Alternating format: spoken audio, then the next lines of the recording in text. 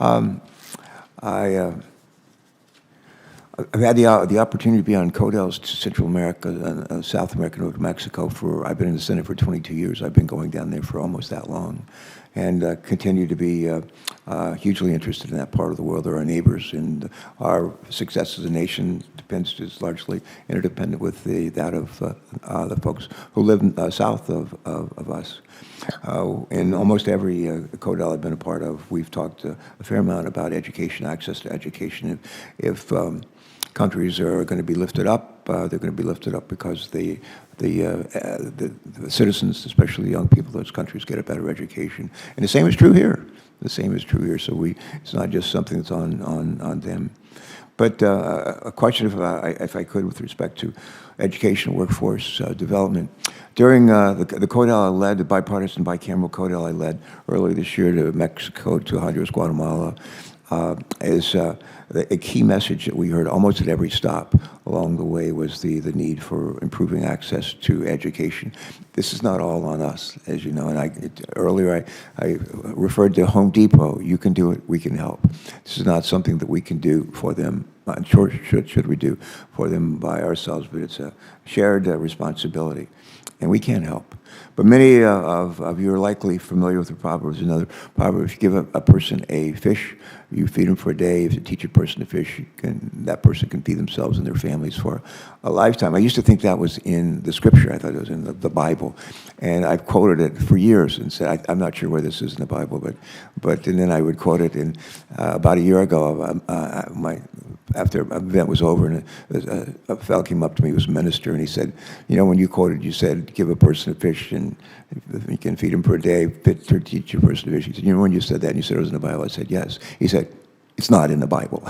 So, well, I said, it should be. It should be.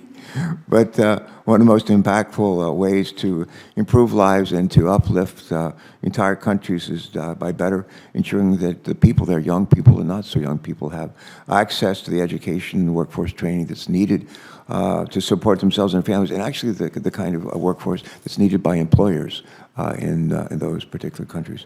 Question, if I can, I want to pick on Ms. Feingold and then maybe Mr. Harrington, but give us an idea, some thoughts that you have on what can be done to further expand education and workforce development throughout Central and South America, and how can government officials and private sector leaders work together to advance this goal. This is sort of you can do it, and then we'll figure out how we can help, please. Ms. Feingold, would you go first? Thanks so much for the question, Senator. I think this is a great moment to be connecting the dots about what we've discussed today. For example, if we don't have, if you were talking about market access earlier, we do have investment through the Partnership for Global Infrastructure, for example. And if you're going to be investing in infrastructure in the region or doing, that would be a perfect moment to do some workforce development training. We have models here in the labor movement. The labor movement next to the military is the largest provider of apprenticeship programs. I think we could do fantastic exchanges. We were talking about that earlier. We need to do some worker-to-worker exchanges. In our labor movement, we have lots of leaders from the Central American region who have natural connections back to Central America, back to the region, back to Mexico, and throughout South America. So I think we could really harness the experience we have on apprenticeship. I want to just point out one thing that we've heard a lot about, sort of the business environment, but one thing we really need to do in the region is to build trust. There is a lot of distrust over the years, and I hear it from our partners in the unions there. And I think educational programs, workforce development, apprenticeship, and one part of apprenticeship programs that's key is making sure they have the right to join a union. When we think about giving workers the right not to migrate, a great project that we've looked at the difference between workers who have a collective bargaining agreement in the apparel sector in Honduras. They are far more likely to have good working conditions, not be eager to leave their job because they feel like they can talk to the company, there's room for negotiation, they have good wages, and so we need to think about those kinds of models. That's what apprenticeship would do, worker-to-worker exchanges. We've been saying we'd love to do this, so we'd love to work with all of you to make that happen. especially in the critical mineral sector. That's another area where we think we could have some worker-to-worker exchanges.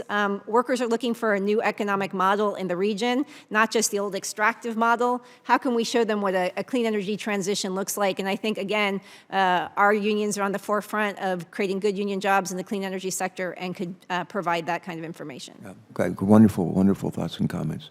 Mr. Harrington, please. Yeah, thank you, Senator. This is something we've done previously in Mexico specifically, in the workforce development space. And I come at this humbly by saying I know nothing, but our companies know a lot.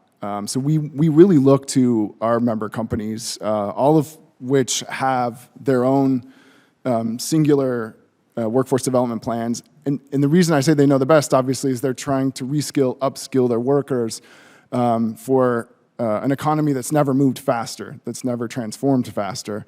And so a quick recommendation I'd have, if there's an appetite for it, is we'd be happy to, as the chamber, to jump in on a public-private endeavor for this, to get a collection of companies together that can help with this in the region. Good. Thank you. Senator Young was here, and you asked a question. We very much welcome his participation, not just today, but more broadly. He's been very active in these issues for some time. And I want to thank him also for working with me to advance digital trade policies like those in USMCA. And I hope we can bring some of those policies to the entire hemisphere, and a lot of the places we're talking about here today.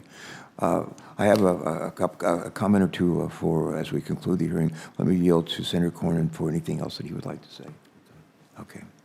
I want to again thank all of you for taking time to join us. This is, as it turns out, it's not just important stuff. This is stuff I really care about.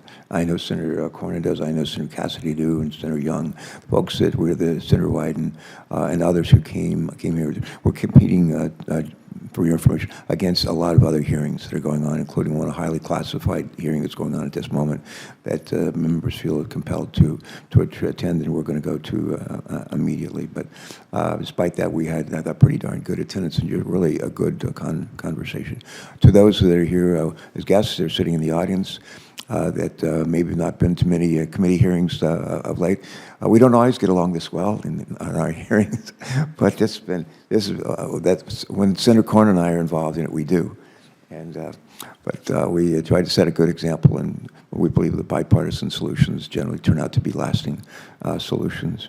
But my thanks to Senator Cornyn and his staff, my staff, for all that you did to bring us together for a really important conversation on economic cooperation across the Western Hemisphere in which we live. I want to thank again each of our witnesses for appearing before our subcommittee today. Some of we know, some of you don't. So it was a great chance to see some young friends and to make maybe some new ones. Thank you for lending your voice and expertise on how our country can further engage with our partners on trade and partners on investment in this region.